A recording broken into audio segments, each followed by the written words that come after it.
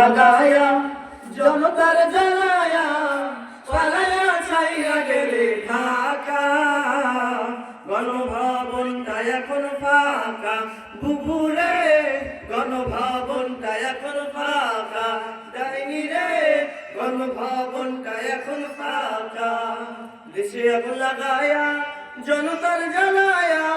দেশে আগুন লাগায়া আলেমদের জ্বালায়া পালায়া ছাইয়া গেলে ঢাকা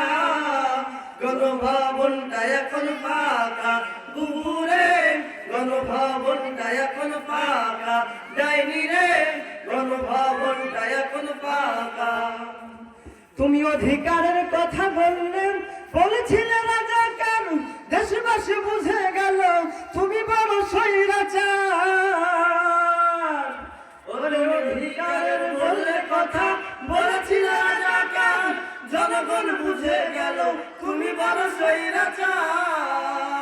ও তোমার নেই তো শরম লাজ তুমি বড়ই নাটকবাজ তোমার নেই তো শরম লাজ তুমি বড়ই নাটকবাজ কাউয়া ডাকে না আর কাকা গণভবনটা এখন ফাঁকা বুবুরে গণভবনটা এখন ফাঁকা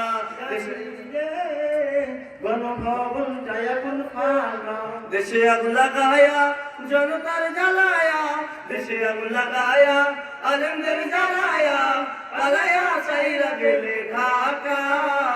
গণভবনটা এখন ফাঁকা বুবুরে গণভবনটা এখন ফাঁকা ডাইনি রে গণভবনটা এখন ফাঁকা ওরে খেলা হবে শামীম তোমার বলে না সংসদে মমতাজের বুকটা এখন ফাটে না ওরে খেলা হবে শামীম তোমার বলে না সংসদে মমতাজের বুকটা এখন ফাটে না পলকের ঝলক তোমার নাই বুবুর ডাকলা মুরাদ নাই ঝলক তোমার নাই বুবুর ডাকলা মুরাদ নাই দিল্লিতে মামুর বাড়ি একা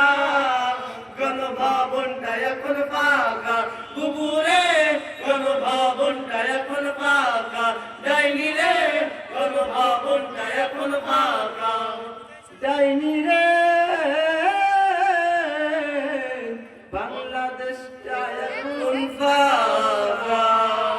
আসসালামু আলাইকুম। ধন্যবাদ জানাই। আসলে মনের আবেগ সবারই আছে। যখন আলেম ওলামাদেরকে জবাই করা হয়েছিল হত্যা